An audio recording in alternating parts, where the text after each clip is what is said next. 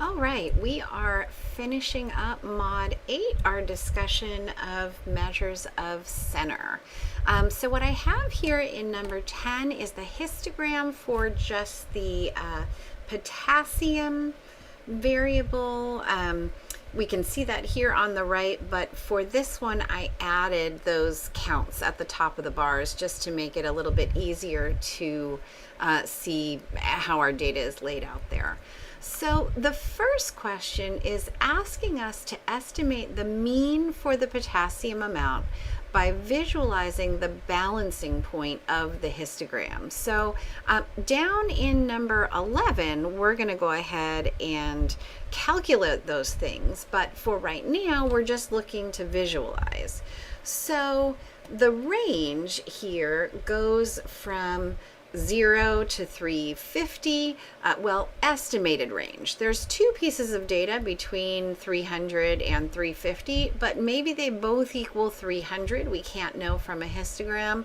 Same thing at the low end. There are 23 pieces of data between 0 and 50, but they could all be, up at 49, and nothing could be down at 0. So all we can do is come up with an estimate for things here. But if we take, the whole possible range from 0 to 350, half of that is 175. So half of the range is there. But certainly we've got a lot more weight here on the left side of our teeter-totter than on the right. How far is it going to move the mean over to the left? Well, it's a little bit difficult to tell. I think it will probably move it over this far, and that mean will be somewhere in that bar from 50 to 100. And remember, the left-hand side, the 50 is included, the 100 is not. But if you thought maybe it was in the next bar, 100 to 150, that's also a possibility too, maybe being very close to that 100, but on the right-hand side. So we'll have to see any estimate in the 50 to 100 range or the 100 to 150 range, but kind of right around that 100 is where I would guess. Okay, find the range of values for the median. The median, we can be sort of a little bit more scientific. Remember that there were 77 pieces of data in this data set. So if we divide that by 2, there need to be 38 pieces of data on each side. This comes out 38.5 if we divide it in half. So 38 pieces on each side. So where do we find 38 pieces? Well, let's see. 23 plus another 20 is 43. Well, that's already more than half. So we know the median is going to need to be somewhere in this bar as well. So that 38 pieces are left. So somewhere in that interval from 50 to 100. But certainly we see the very big skew that this histogram has. This is very definitely skewed to the right. So even though we're estimating that both the mean and the median may be in the same bar, it is definitely going to be the case that the mean will be greater than the median, because the mean is going to be pulled further to the right by these few pieces of data that are very much larger than the rest, which is why then that this is called a skewed right distribution, because the mean is pulled off to the right. So for number 11, let's go ahead and calculate these values.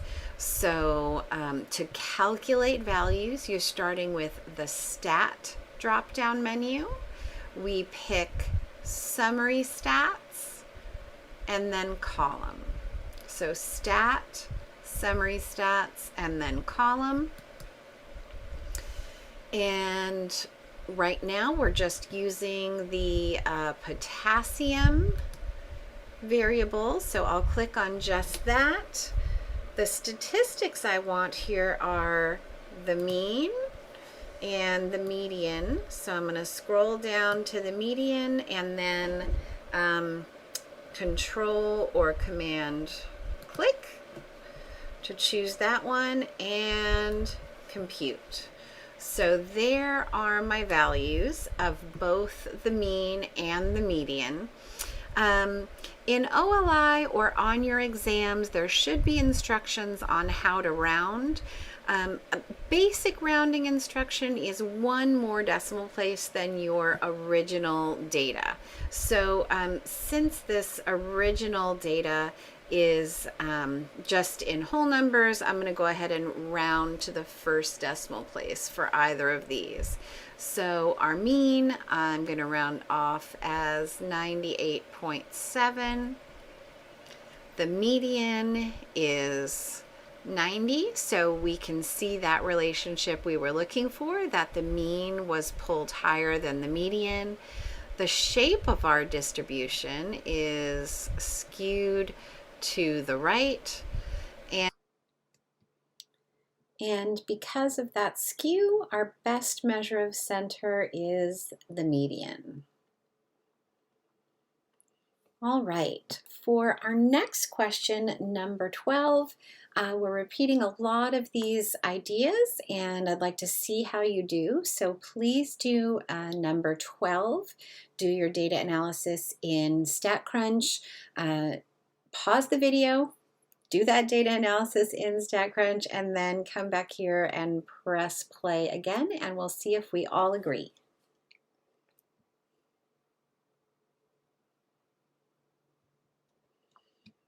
Okay, hopefully your data analysis agrees with mine, since the distribution of that calorie data is pretty symmetric.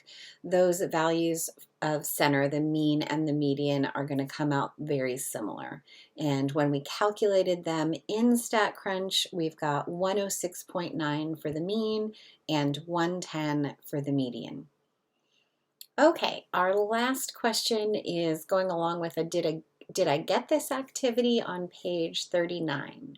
We've got that a college statistics class conducted a survey of how people spend their money. They asked 25 students to estimate how much money they typically spend each week on fast food. I'm going to say right there that I hope they asked a good representative random sample. If they didn't, then there's really nothing we can infer from their results at all. This just says they asked 25 students. We're gonna hope it's a little bit better than just the first 25 students they found. Okay. They determined that the mean amount spent on fast food each week is $31.52 and the median is $32. Later they realized that a value entered as $2 should have been $20. So let's think about what this is going to do to each of the values. We've got this $2 should have been $20. Well, the mean, we know, is calculated by adding up the data values and dividing by the number that you have. Switching a 2 to a 20 is not going to change the number that we have, but it is going to change the sum. So remember, our formula here is that x bar is the sum of the x's divided by n. And the n is going to stay exactly the same, but this sum of the x's is going to get larger, and that's going to make the x bar value larger as well. So we know this mean is going to increase. That happens here in choice A, here in choice B, not in C, and not in D. So at this point, we're deciding between A and B, and that's going to be based on what the median does.